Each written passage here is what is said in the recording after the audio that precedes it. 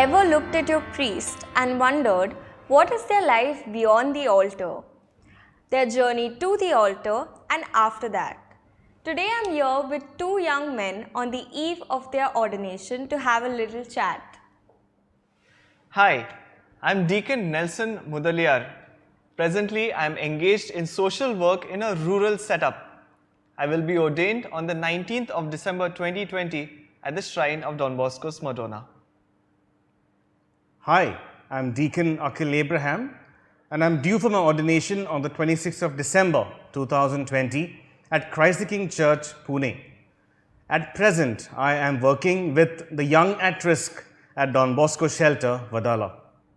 So both of you guys are very close to your ordination dates. What are some of the thoughts running in your mind? Are you all nervous, excited? Nervous? Yes, I'm very nervous because it has been a day I'm been longing for from 13 years, 13 years since I left home, and now this day is coming close. So excited, but yeah, nervous. Like, it's a day for which we have been preparing a long time. And it's not just us, family, friends, youth, they are also as excited as us. So how did your friends and family react when you first told them that you want to join the priesthood?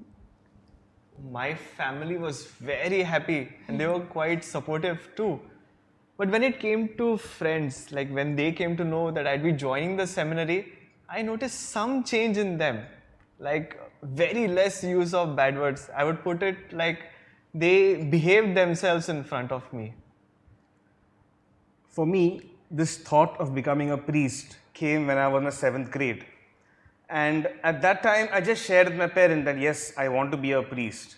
But then after that, 3 years, 8th, 9th and 10th, I had my fun, enjoyed life. And then after 10th, I said, yes, I would love to go and become a priest. My parents were a bit sad, but then, afterwards, they were quite cool with it and they were very supportive. Friends, I lost many of them, especially my school friends. But thanks to social media, I was able to get in touch with most of them. And yeah, the number has become less. Not that you have all the friends of the world, but you have friends who can share with you, who share their careers, their life aspirations, and they seek advice. So your friends are fewer, but the connections are way richer and deeper. Why did you all choose to be Salesians? Honestly speaking, when I joined the aspirantate in Lonavala, I did not know the difference between diocesan and religious. I did not know who the Salesians were. I think most of us are confused about that fact. Oh yeah. So gradually being with them, living the life and seeing what works they are doing, I came to realize that the Salesians were very close to the people, especially the youth, and very close to the culture, especially in the missions. And it is there that I realized that this is where I want to be. This is who I want to be. And I believe that as the Salesians and with the Salesians, I can reach out to the largest number of people. For me, it is my interactions with Salesians. The place where I stay, you can call it mini Vatican, because you look anywhere, any side, you'll find a congregation, be it brothers, fathers or sisters. But after my 10th, a friend and I would go and play basketball at Don Bosco Yervada. And there is where a priest, Father Manuel Murzello, he would come and play with us. And that is what took me, like, how can a priest come and play? All this while, a priest is like, okay, fine, you're a priest, I'm a boy, distance. But the fact that this priest came and played with us basketball, that is what, blew my mind. And another priest I met, Father John Gonzalez, who was playing the guitar. And that is where I said, yes, I want to be like them. And then that is what drove me to choose Salesians. Do you feel like you'll have missed out on anything because you'll have chosen this way of life? Yes, I have missed out on college life. That bunking class, sleeping in class, chatting with friends, going out, having fun. Yes, that is what I've missed, as a teenager, as a young boy. But after joining Salesians, I've realized this life is fulfilling. It is fun to be with Salesians, and you have a good experience over here? For me, missed out in the sense, I would just put that night out with friends, sitting down with them, talking, like chilling the whole night out. Like I would say only that I missed out. But as he said, solution life is really fun, especially when you have the right idea of fun. So, in all your years of training, did you all have any challenges on the way or second thoughts on your journey to priesthood? For me, the biggest challenge was to find out to which form of ministry I am called to. Like I have a plethora of options in front of me, and to see where I would fit in to do the maximum and reach out to the max number of people. And then no, I had that fire to work with people in the beginning as I joined, and then we were told, no, you sit down, study, prepare yourself. No, that was a bit discouraging.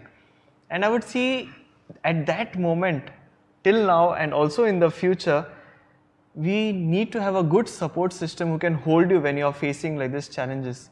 For me, that support system consisted of personal prayer, time spent in prayer, a good spiritual director to whom you can speak to, who guides you, who helps you out, and a good set of friends. That really helps you because they are with you at all the time.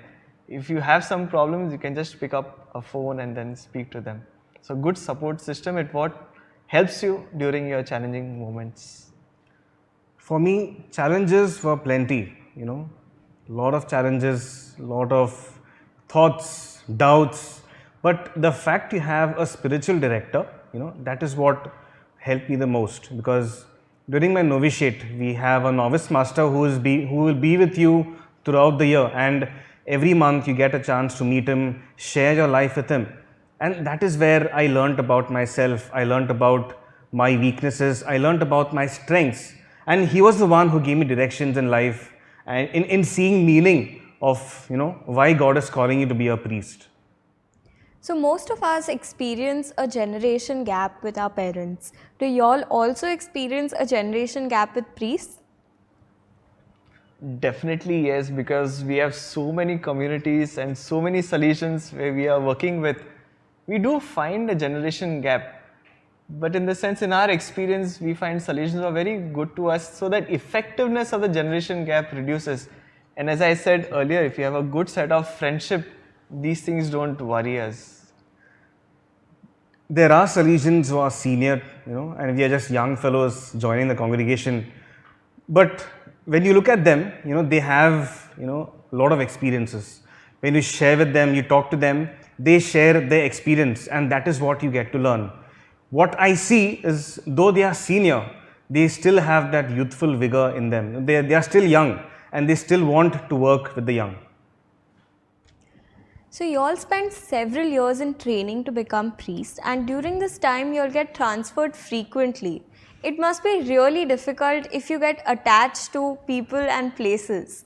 So, are you all trained for these transfers or to move frequently? It is difficult, yes, and we don't get specific training as in classes like how to deal with it.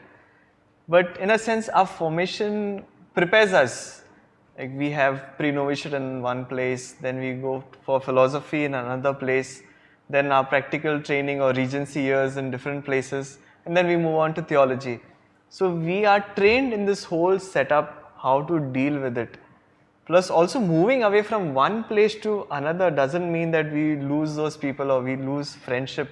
Those who are really close to us, they are with us, like thanks to the technology for today.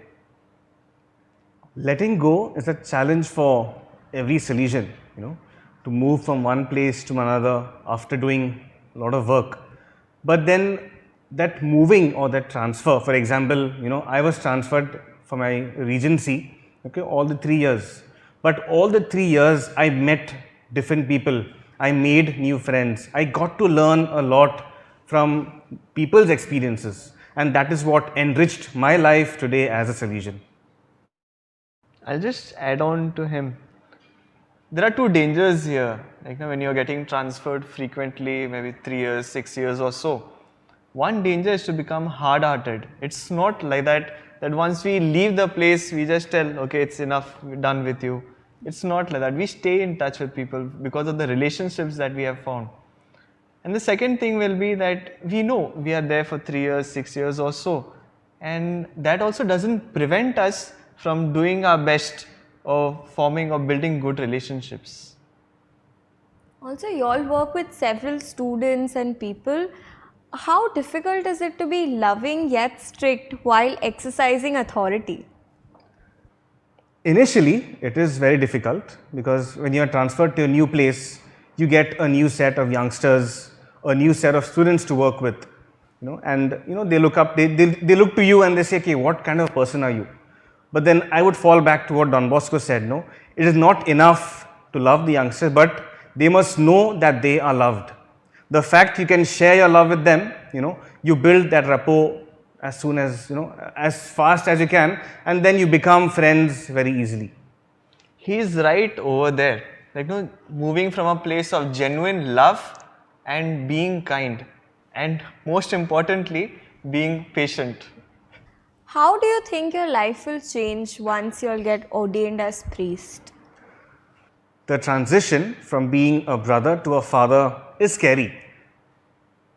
But I look at this in a different way. I want to be that fun-loving Akhil. I want to be that youthful Akhil after being ordained a priest. And that is my wish and prayer, after my ordination, that I still be that Akhil as a brother and now as a priest.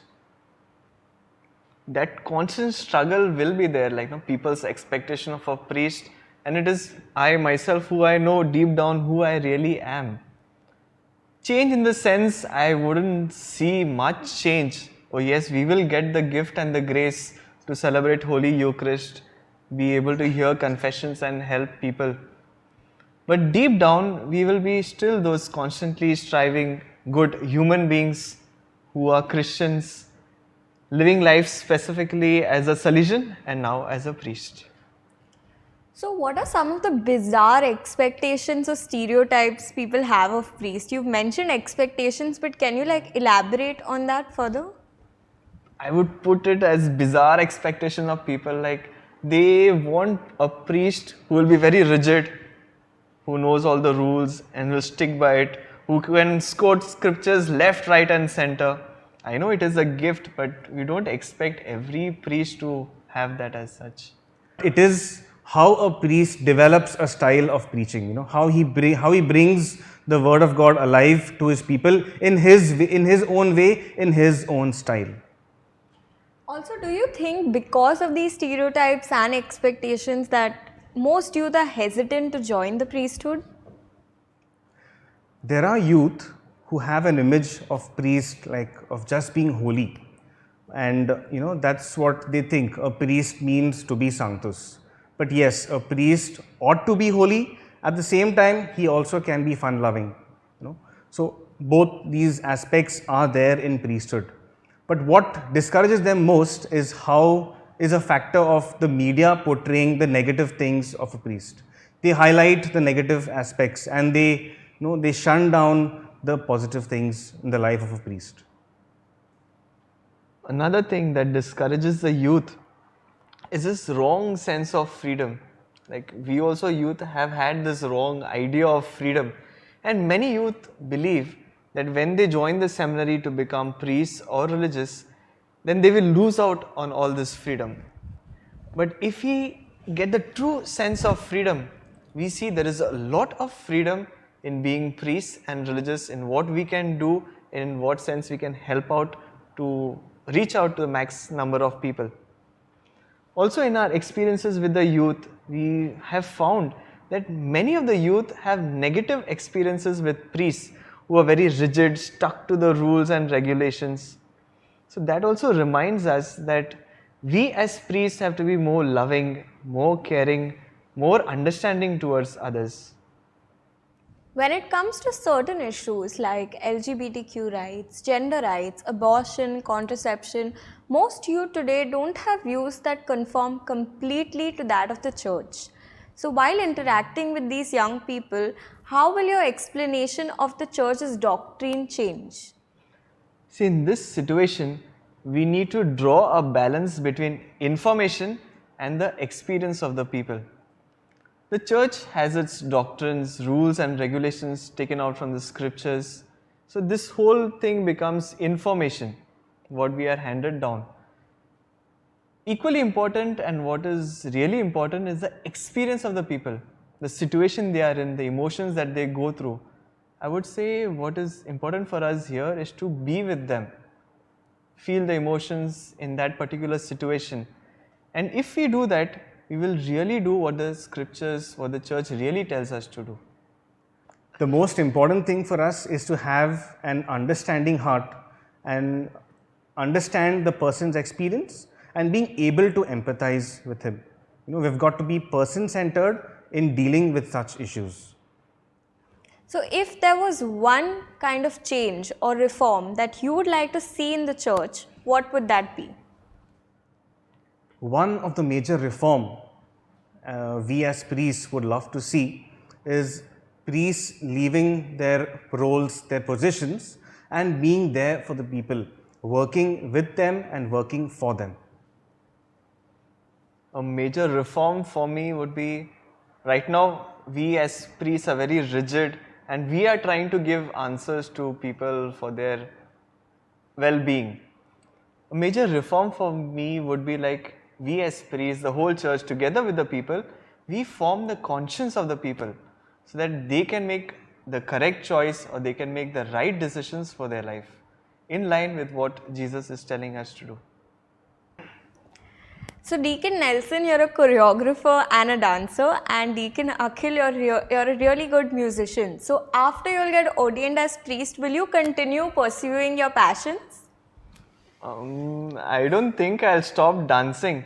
In fact, my brother is getting married a week after my ordination, and I'm already working on a dance for the occasion. And if things fall into place, I'll dance too. It was my dream to be a musician and to have a rock band of my own. Though I can't fulfill this dream, but at the place where I'm working with the young at risk, I wish to fulfill this dream with those kids.